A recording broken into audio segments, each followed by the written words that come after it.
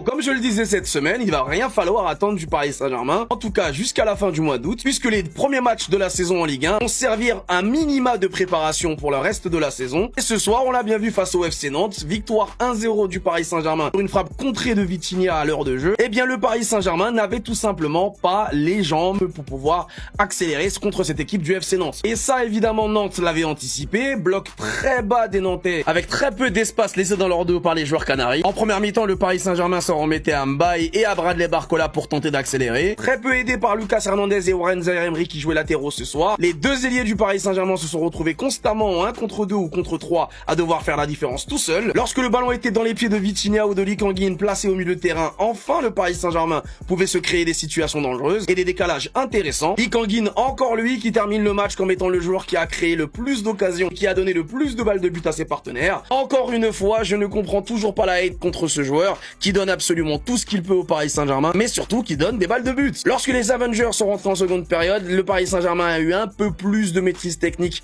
notamment dans le dernier geste. Et même là encore, le bloc nantais était très bien en place et ni Ousmane Dembélé, Hakimi, Barcola ou encore Désiré Doué repositionné dans l'axe. Comme on l'avait dit d'ailleurs la saison dernière, Désiré Doué jouera beaucoup plus à son poste cette saison, c'est-à-dire milieu de terrain et pas ailier droit. Mais en tout cas, malgré leur rentrée, le Paris Saint-Germain n'arrivait toujours pas à se procurer plusieurs occasions dangereuses, puisque encore une fois, le PSG n'avait tout simplement pas les jambes pour faire des changements de rythme et des accélérations, et ne doit sa domination qu'à sa maîtrise technique par rapport aux Nantais, mais surtout parce que les Nantais avaient décidé très tôt dans le match de défendre bas et de ne laisser aucun espace dans leur défense, qui a donc facilité le développement du jeu des Parisiens. Très belle première d'ailleurs au passage de Ilya Zabarny, qui a été solide dans les duels et qui a été plutôt timide dans la relance, mais il a assuré le minimum. Par contre, excellent match de Beraldo, il faut le souligner, tellement ce joueur s'en prend plein la gueule de la part des supporters parisiens, et là il a été véritablement le meilleur défenseur du PSG ce soir. Il a tout simplement remporté tous ses duels et dans les relances il a parfois même été meilleur que ses milieux de terrain. Encore une fois, ce joueur a de l'or dans les pieds et quand il tient les duels et les attaquants comme il l'a fait ce soir, eh ben c'est un excellent joueur et un excellent atout pour le Paris Saint-Germain. Et que dire également de Lucas Chevalier, qui a parfaitement aéré la défense du Paris Saint-Germain en jouant très vite sur ses latéraux ou sur ses milieux de terrain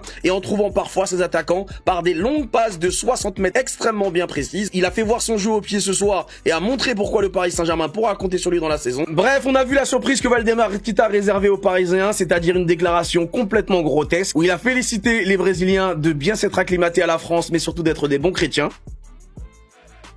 C'est pas une vanne, il a vraiment dit ça. En tout cas, pour son match de reprise, le Paris Saint-Germain contourne le piège des Nantais. Fallait pas s'attendre à plus et il faudra pas s'attendre à mieux vendredi prochain face à Angers. Gonzalo Ramos, il était à deux doigts.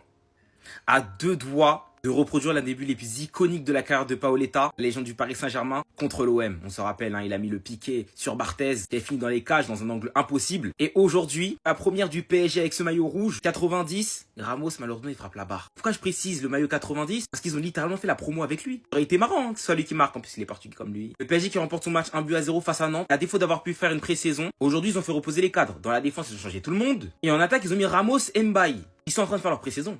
Ils peuvent même faire ça jusqu'à septembre, tranquille. Parce qu'en vrai, ils ont ce luxe-là de jouer en Ligue 1 et de savoir qu'en vrai, la plupart des adversaires, ils vont jouer bloc bas contre eux. Avec qu'ils seront jamais trop inquiétés. Malgré le fait qu'ils n'avaient pas leur 11 titulaire, le match est joué d'un seul sens. Le bloc bas nantais qui essaie de limiter les actions. Et t'avais Mbaye qui essaie de faire des petits trucs. Voilà, beaucoup de déchets techniques, c'est vrai. Mais au moins, on peut pas le reprocher d'avoir essayé. Essayer de créer des situations, que ce soit par le dribble, par des passes. Et c'est encore très brouillon techniquement. Et notamment sur le dernier geste. Gonzalo Ramos, s'il avait été plus vicieux en première mi-temps, serait tombé sur cette intervention de Lopez. Et bon, derrière, c'est ce qui lui a permis de tenter cette action. D'ailleurs, quand il est titulaire, il galère à marquer, mais quand il est super sub, tout lui sourit. Le Paris Saint-Germain va mettre davantage de pression en faisant rentrer Désiré Doué, Hakimi et Dembélé. 6 minutes après, Vitinha va ouvrir le score sur un long shot qui sera dévié. En ce qui concerne Zabarny pour sa première, en vrai c'était un match tranquille pour lui. Il n'a pas été trop sollicité. La part des attaques nantaises était sur le couloir gauche d'Hernandez. Mais qu'il a pu faire sa première tranquille. Voilà, il s'est pas trop cassé la tête. Il a fait quelques petites interventions comme ça, par-ci par-là. On attendra de voir ce que ça va valoir dans des matchs avec plus d'adversité. Mais pour l'instant, première tranquille. Au début, ça avait bien démarré. À la fin, il nous fait une sortie de piste. C'est bien, vous les Brésiliens, vous êtes bien intégrés en France. C'est bien. Et en plus de ça, vous êtes chrétien. Pas bien. En fait, t'aurais dû t'arrêter à l'intégration parce que c'est vrai que Marquinhos, il s'est super bien intégré. Le mec, il parle un français si parfait, qui parle même mieux que certains Français qui sont nés en France. Et après, de lâcher, en plus de ça, vous êtes chrétien. Là, on te suit plus. Ça se voit que tu fais du hors-piste, que tu vises des gens. Surtout que t'étais juste censé féliciter Marquinhos et le PSG pour leur victoire en Ligue des Champions. Bref, j'ai hâte d'avoir sa réponse à cette polémique parce que là, il est dans une sauce. Sinon, on va quand même parler de foot. Victoire du PSG 1-0 dans la difficulté. Ça se sent qu'ils ont eu une grosse saison l'année dernière, qu'ils n'ont pas eu beaucoup de temps de préparation. préparation, tu les sens quand même fatigués. Il n'y a que Vitinha qui a su trouver le chemin défilé avec une frappe déviée. Et aussi Gonzalo Ramos, il aurait pu tout réussir dans ce match-là, mais il a tout raté. Déjà, il a fait nous reproduire le but mythique de Pauletta, il était dans la même position, il tire. Et la balle, elle va être contrée une première fois par le gardien et après, elle va taper la barre. Il a vraiment pas de chance. Et à la fin, il marquera un but, mais il sera refusé pour sa position de hors-jeu. Regardez l'alignement. C'est entièrement de sa faute parce qu'il est revenu en marchant. S'il serait revenu en courant, il aurait marqué. Et au final, juste après cette action, Luis Enrique le sort. Bref, victoire compliquée du PSG, mais c'est normal, ils ont quasiment pas eu de temps de préparation. Oui, je pense qu'on peut même dire qu'on continue notre préparation. On est en train de nous préparer parce que ce match c'est difficile à jouer, mais on a que... On continue notre préparation. Les mecs sont même pas à 100%. Allez, on va dire qu'aujourd'hui ils étaient à 20%. Et la semaine prochaine ils seront à 30%. Et après 40%. Et dans 3 semaines, un mois, ils seront à 100%. Et à ce moment-là, personne en Ligue 1 pourra les battre et même ne prendre un point. Aujourd'hui, c'était pratiquement une équipe 2 sur le terrain. Alors oui, vous allez me dire à la 60e, bim, 4 joueurs frais d'un coup, 4 joueurs titulaires d'un coup. Ouais, ok. Mais Vitinha, il est à chaque fois présent. Vitinha, il est infatigable. La Coupe du Monde des clubs, il la joue à fond. Aujourd'hui, il est encore là. Aujourd'hui, c'est lui qui marque. Encore une fois de plus. Maintenant, parlons de cette équipe de Nantes. Je suis pas inquiet pour la suite. Cette équipe, aujourd'hui, a fait un très bon match. Et j'ai entendu beaucoup de personnes, moi, depuis quelques semaines, me dire « Fifi, je suis inquiet pour Nantes, on a perdu beaucoup de joueurs. » Eh ben, moi, je suis pas inquiet pour Nantes. Parce qu'aujourd'hui, j'ai vu un joueur très intéressant qui est sorti un peu trop tôt, à mon sens. Benatab. Un joueur que je ne connaissais pas. Aujourd'hui, il a fait une masterclass de match. Alors, ça m'embête un peu qu'il soit sorti. J'aurais voulu le voir 90 minutes. En plus de ça, avec un Ablin sur le terrain. Tout ce que je peux dire, supporter nantais, bonne saison à vous. Vous allez vous maintenir. J'ai totalement confiance en cette équipe. Et le PSG, les gars, c'est toujours aussi fort. Qui est ce Spartiate, les gars? Vitor Machado Ferreira Vitinha. Le mec, c'est le métronome du Paris Saint-Germain. Il contrôle tout. Il est comme ça. Il est comme Sassori, les gars. Il vient de la Katsuki. En plus, en tenue rouge. Les gars, c'est juste monstrueux ce que nous propose Vitinha. Il est monstrueux. Le mec, il gère le tempo du Paris Saint-Germain. Le mec, il contrôle tout au mitard. Buteur contre le FC Nantes, les gars. Nantes n'ont pas réussi à trouver la faille concernant Vitinha. À chaque fois, dès qu'ils essayaient d'entamer un pressing, c'était foutu pour eux. Même le commentateur, il a dit quoi? Il a dit arrêtez le pressing sur Vitinha, ça ne sert à rien. Les gars, des joueurs comme Vitinha, Pedri, Frenkie de Jong, Joshua Kimmich et tout.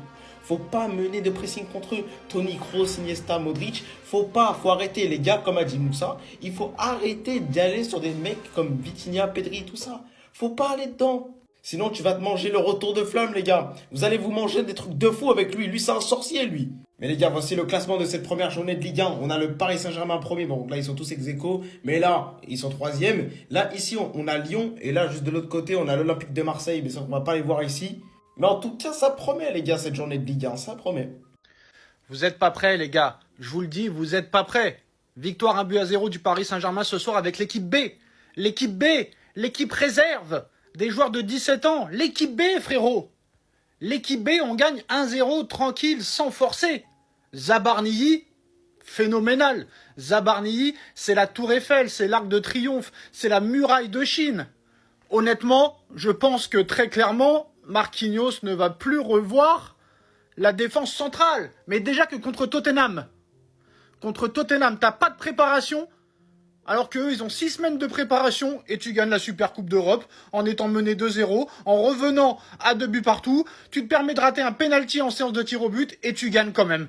Et là, ce soir, tu te permets de mettre l'équipe B, 77% de possession de balle et tu gagnes quand même 1-0 tranquille. Donc j'ai envie de te dire, pour la suite des événements, ça va être une boucherie. On va encore tout gagner. Parce que là, très clairement, ce soir, l'équipe B, tranquille. Quand Hakimi va rentrer, il va retrouver son niveau. Quand Mendes va rentrer, il va retrouver son niveau. Quand Pacho va rentrer avec Zabarnyi à côté. Quand Joao Neves va revenir avec Vitinha et Fabian Ruiz. Doué, Dembélé, Barcola, Kvaratskhelia, Ramos et j'en passe. S'il y a encore 2 recrues qui viennent d'ici là, là franchement mon frère, vous n'êtes pas prêts. On va tous vous marcher dessus. Peu importe comment vous vous appelez. On va vous marcher dessus. Parce que là, c'est la séance d'entraînement que vous voyez, hein, contre Tottenham, contre Nantes. C'est les matchs de préparation. Les vrais matchs ne sont pas encore arrivés. qu'est-ce que ça va être à la fin de saison? Une boucherie, les gars. Vous n'êtes pas prêts. Coupe de France, Trophée des Champions, Championnat, Ligue des Champions, encore une fois, c'est fait, c'est officiel.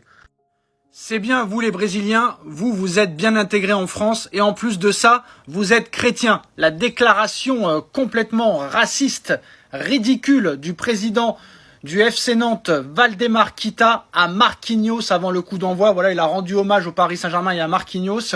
Et il a dit à Marquinhos, c'est bien, vous les Brésiliens, vous êtes bien intégrés en France et en plus de ça, vous êtes chrétiens. Là, on est à un racisme très élevé. En plus de ça, le mec, il est complètement teubé.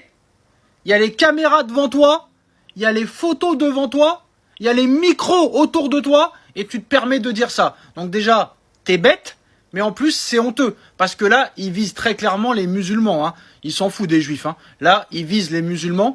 Frère, déjà, t'as pas à dire ça.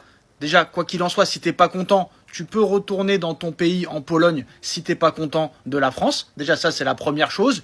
Et chacun a le droit d'aimer qui il veut. Chacun a le droit de pratiquer la religion qu'il veut. Si t'es pas content, tu peux partir, frère, toi aussi. À un moment donné, faut arrêter, quoi. Faut arrêter. Tu peux ne pas aimer une religion, tu peux ne pas aimer certaines personnes, mais tu ne peux pas le dire comme ça devant la télévision. Alors maintenant, la question qu'il faut se poser, c'est est-ce que le mec est complètement teubé? Il était concentré sur Marquinhos et il n'a pas vu du tout les caméras, ni les micros, ni les photographes? Ou est-ce que c'était voulu ce qu'il a fait? Quoi qu'il en soit, il va être sanctionné. Il doit être sanctionné lourdement. Je ne sais pas, parce que là, c'est quand même presque une incitation à la haine. Je ne sais pas, mais là, très clairement, même un Éric Zemmour n'aurait pas osé. Tu vois ce que je veux dire? Donc là, Kita doit être sanctionné lourdement, que ce soit par l'État, que ce soit par la Ligue de football professionnelle. Déjà, il doit être suspendu, il doit avoir une sanction financière et peut-être prendre du sursis parce que là, très clairement, c'est très grave. Si Zemmour ou Le Pen avaient dit ça, qu'est-ce qu'ils auraient pris dans la tronche? Donc pour moi, c'est un scandale, c'est honteux, c'est inadmissible, il doit être sanctionné. Victoire du Paris Saint-Germain pour ce dernier match de la première journée de Ligue 1 qui nous a réservé quelques surprises. On m'a parlé d'un truc, ça s'appelait le jeu à la nantaise. À Skip, ça jouait pas trop mal. Bon, moi, personnellement, j'ai juste vu le bus. Il y avait deux lignes, une ligne de 7, une ligne de 3. Donc bon, je savais pas que Diego Simeone, il avait posé ses valises au FC Nantes. Mais bon, c'est pas grave. Hein. Surtout quand le coach du FC Nantes, là, Luis Castro, on l'interview et qui nous dit que ses principes de jeu, c'est offensif. Au fond quoi? J'ai pas compris. Bref, vas-y, il a dit n'importe quoi là-dessus, j'ai pas compris. Bon, on marque un but de merde, voilà, faut pas se mentir, hein, c'est un but de merde, une frappe contrée, mais bon, voilà, de toute façon, Nantes, il méritait pas de gagner, avec nous qui méritons de gagner. Dommage, le but de Gonzalo Ramos était hors jeu, mais bon, voilà, hein, c'est la vie. La VAR, elle nous baise, mais bon, elle a raison. Voilà ce que ça donne le classement. Monaco premier, c'est la seule équipe à avoir gagné par 2 buts d'écart, sinon toutes les autres victoires, c'est par un but d'écart. Bon, du coup, le classement, ça donne Monaco premier, Auxerre deuxième, Paris troisième. Et pour la zone relégable, attendez, je vais ski là. Ah, Marseille. Ah, ils n'ont pas gagné contre Rennes? Ah, merde. Bah, du coup, Marseille 16e, Lens 17e et Le Havre, bah, du coup, 18e, vu que c'est la seule équipe qui a perdu par 2 buts d'écart. Voilà.